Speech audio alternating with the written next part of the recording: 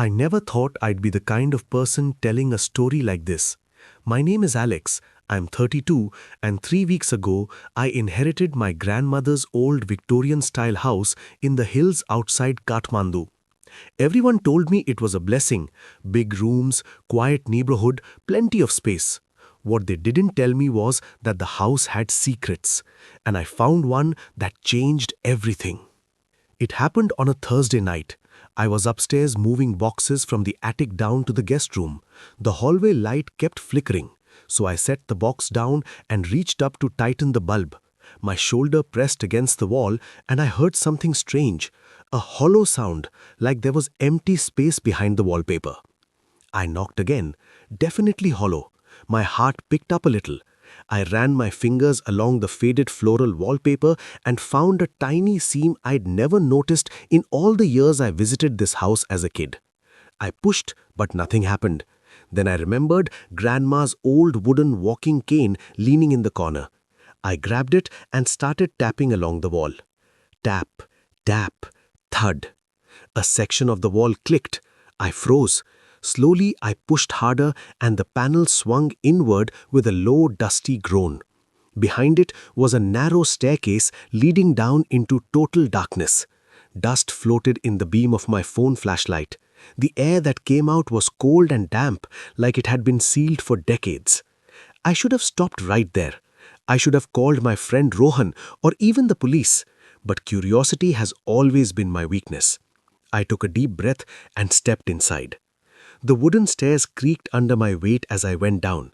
At the bottom was a small landing that opened into a hidden room, maybe 10 feet by 12. No windows, brick walls, a single bare bulb hung from the ceiling. When I pulled the chain, it actually turned on. Dim yellow light filled the space. The room looked like someone had once lived there in secret. There was an old wooden desk, a chair, a metal filing cabinet, and shelves lined with dusty notebooks and glass jars. In the corner stood a small cot with a thin mattress that still had the shape of a body pressed into it. It felt recent, even though everything was covered in thick dust.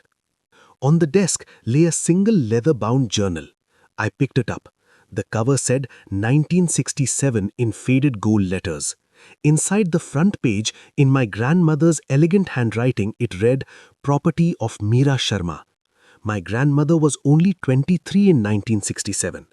I sat down on the edge of the cot and started reading by the light of my phone. The first few entries were normal enough. Worries about money, complaints about her husband being away too often, but then the tone changed. March 12th, 1967. They are watching the house again tonight. The black car is parked across the street. I can see the glow of their cigarettes. If they find what I've hidden, we are all dead. The baby is kicking harder now. I have to protect her. I felt a chill. My mother was born in 1967. That baby was my mom. I kept turning pages. There were sketches of strange symbols, old newspaper clippings about unsolved disappearances in Kathmandu that year, and repeated mentions of something called the Society, a secretive group that traded in ancient artifacts and forbidden knowledge. Then I found the entry that made my hands shake. April 5th, 1967. I found the relic in the temple ruins near the old valley. They call it the Eye of Kalika. They say it shows you the truth about anyone you look at, but the price is that it reveals your own darkest secrets too. I used it once, on my husband. What I saw, I can never unsee. He wasn't who I thought he was. None of them were. Now the society wants the eye back. I've hidden it here, in the only place they'll never look, behind the false wall I built myself while he was away. I stood up slowly. My legs felt weak. There was more. A small locked drawer in the desk. I pried it open with a rusty letter opener from the shelf. Inside was a small velvet pouch. My fingers trembled as I opened it. A smooth dark stone about the size of a large coin fell into my palm. It was warm, almost alive. In the center was a carved eye that seemed to stare back at me no matter how I turned it. The Eye of Kalika. I told myself it was just an old artifact, probably worthless, but something made me look into it. The moment my eyes met the carved pupil, the room around me blurred. Suddenly, I wasn't in the hidden room anymore.